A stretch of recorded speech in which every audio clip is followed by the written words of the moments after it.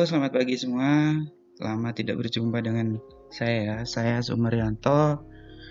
Perkenalkan untuk yang anak baru untuk 11 MIPA 1 ya, untuk nama saya Sumaryanto. Di sini saya mengampu untuk pelajaran fisika. Materi pertama kita adalah kesetimbangan benda tegar. Oke. Nah, di sini untuk kesetimbangan benda tegar itu saya bagi-bagi ya. Di sini nanti cuman untuk pembahasan momen gaya atau momen couple sama pengertiannya, cara kesetimbangannya gitu ya. Jadi nggak semuanya saya bahas untuk satu video, nanti terlalu panjang video pembelajaran kalian. Oke, yang pertama kalian perhatikan dulu ya. Kalian tahu ini gambar apa? Nah, ini gambar apa? Ini gambar lampu ya teman-teman. Jadi kalian pasti di rumah punya lampu gitu. Nah, tapi kita perhatikan dulu gambar selanjutnya. Di sini gambar selanjutnya. Oke, di sini ada sebuah gambar lampu gantung. Nah, lampu gantung beda nggak dengan lampu yang kalian punya di rumah? Beda tentunya. Kalau lampu yang kalian punya di rumah biasanya rata-rata itu nempel pada plafon rumah ya. Kalau ini dia jelas digantung. Oke, silakan perhatikan ini ada tali penggantungnya. Nah, sekarang permasalahannya kenapa tali penggantungnya harus di situ? Oke. Bukan di sini atau di sini ya. Jadi itu sebuah pembahasan yang lumayan ya. Di sini ada hubungannya dengan benda kesetimbangan. Oke. Jadi kalau misalnya di tempat yang ditunjukkan ini, yang ini, kira-kira kesetimbangannya seperti apa? Apakah dia mereng? Posisinya pasti nggak enak banget dilihat kan gitu ya. Jadi di sini salah satu dari fungsi kesetimbangan itu untuk mencari di mana titik setimbangnya gitu. Nah, oke. Nah, selanjutnya kita balik dulu, kita masuk ke pembelajarannya. Nah, di sini pengertian dari kesetimbangan itu bisa kalian sambil baca ya. Benda tegar itu pengertian dari benda tegarnya dulu. Benda tegar adalah suatu benda yang bentuknya tidak berubah saat diberi gaya. Oke, contohnya seperti ini. Mobil itu kira-kira kalau kalian dorong atau kalian tekan, misalnya kayak gini, ya, itu berubah nggak bentuknya? Kalau nggak berubah berarti dia termasuk benda tegar gitu. Jadi kalau tidak berubah itu termasuk benda tegar kalau diberi gaya dari luar. Oke. Nah, di sini ada pengertian dari keseimbangan benda tegar adalah kondisi di mana momentum suatu benda bernilai 0. Artinya jika awalnya benda itu diam, maka benda tersebut cenderung diam. Oke.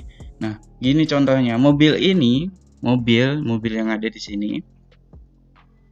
Kalau misalnya dia lagi parkir,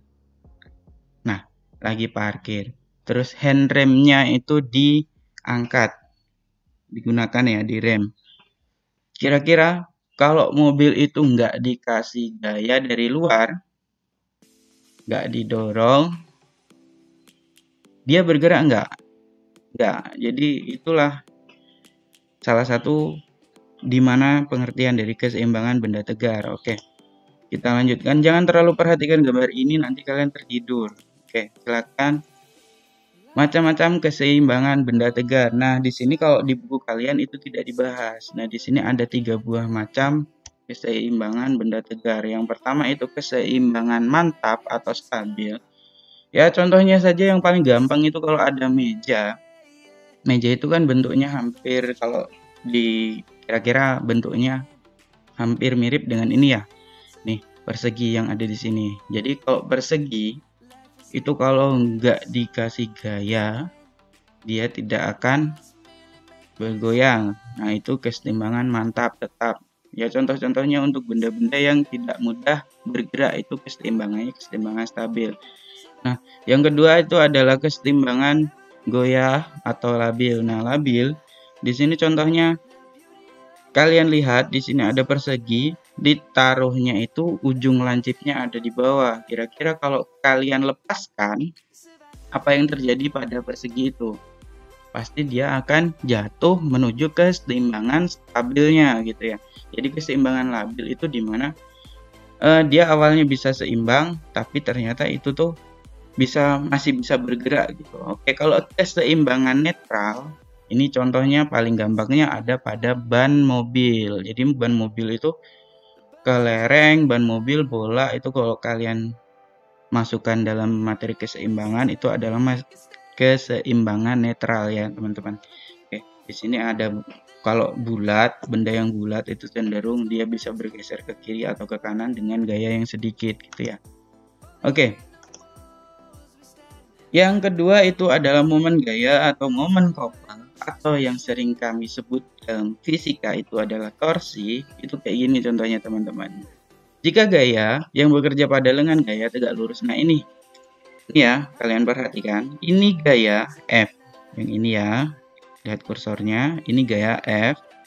Jika gaya bekerja pada lengan gaya itu yang ini putih ini ya. Nih.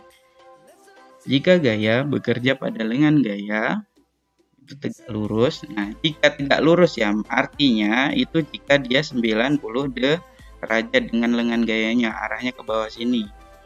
Ya, kalau arahnya ke bawah itu rumusnya tau, ya ini torsi, tau sama dengan F kali R. Gaya dikalikan lengan gaya. Lengan gayanya diingat ya, dari engselnya sampai di mana tempat gayanya ada gitu ya. Jika gaya bekerja dengan sudut, nah dengan gaya ada sudutnya yang seperti ini, gambarnya persis seperti ini. Ada lengan gaya, ada sudutnya di sini, ini sudutnya theta, ada gayanya, maka rumusnya berubah jadi F dikali R dikali sin theta. Makanya saya suruh hafalkan kalian sin cos tan kelas 10 kemarin jangan dilupakan karena hampir setiap materi kita itu ada torsinya, ada sudutnya teman-teman. Oke, di sini keterangannya bisa dilihat dari sini. Nah, oke, gini ya teman-teman. Gaya, ya lebih mudah. Ini torsi itu akan lebih mudah atau lebih kecil itu ketika lengan gayanya itu panjang ya teman-teman. Ingat-ingat torsi itu akan lebih bukan lebih kecil ya. Torsi itu akan berasa lebih besar ya. Lebih besar hasilnya, energi yang kita butuhkan sedikit tapi hasilnya besar. Itu dengan cara memperpanjang lengan gayanya teman-teman. Jadi coba kalian perhatikan gambar pintu di sini. Ya, ini ada gambar pintu.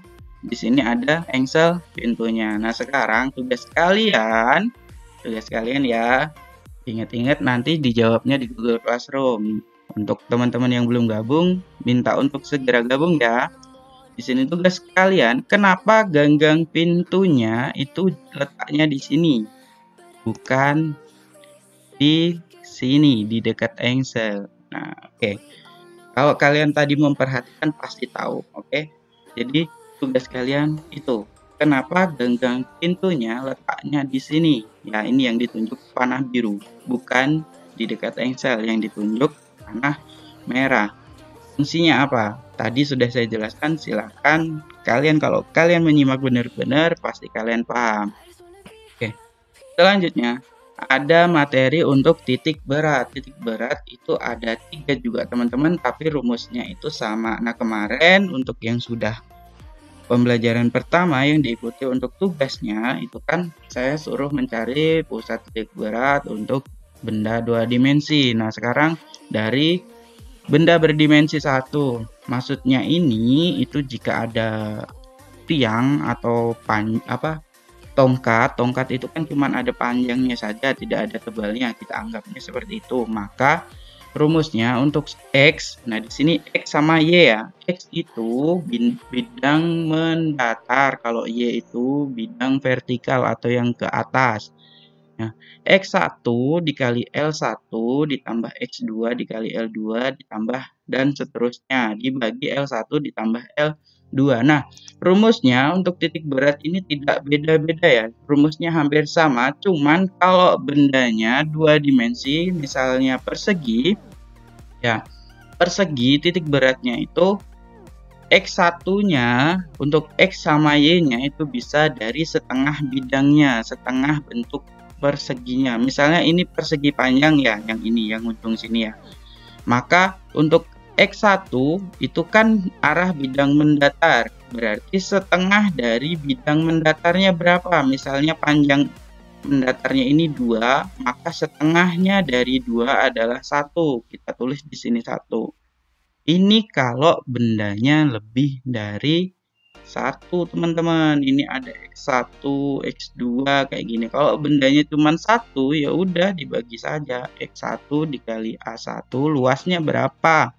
Ini misalnya luasnya 2 dikali 4, 8. 8, ini ditulis ya 8 untuk A-nya. Terus X1-nya tadi dari sini sampai sini itu 2. 2 dibagi setengah, 2 dikali setengah itu adalah 1. 1 kali 8, 8 dibagi 8, 8. Maka X0-nya ada di 1 di sini ya. Oke, gitu. Nah, kalau untuk titik berat, benda 3 dimensi itu ada volume. Jadi kalian harus ingat-ingat lagi rumus A di sini adalah luas, V di sini adalah volume.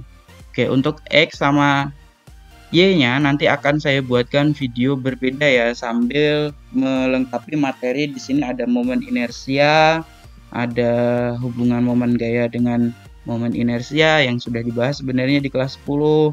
Terus ada energi kinetik rotasi, nanti kita bahas sambil menjelaskan yang ini untuk mencari X sama Y-nya. X sama Y-nya untuk di setiap benda ini ya, dimensi 1, dimensi 2, sama dimensi 3. Oke. Untuk kali ini materi kita cukup sampai di sini. Ingat tugasnya tadi nanti dijawab di Google Classroom. Saya buatkan tugas di situ. Oke. Untuk penutup saya cukupkan dulu materi kita, nggak usah terlalu panjang karena saya menyadari kalian juga menggunakan kuota untuk melihat video ini. Tapi biar bagaimanapun kalian tetap harus belajar dari rumah ya. Oke. Jika hadirmu sekedar ada tanpa ada rasa, aku pastikan kopi masih lebih baik dari itu. Oke, jadi ingat ngopi lur, biar nggak sepaneng. Oke, di sini kalau kalian contoh gambar ini pasti kopinya numplek ke muka kalian. Jangan dicontoh pakai APD minum kopi ya, nggak bisa masuk kopinya ke mulut. Oke, tetap di rumah, jaga diri, jaga kesehatan. Sampai jumpa lagi. Assalamualaikum warahmatullahi wabarakatuh.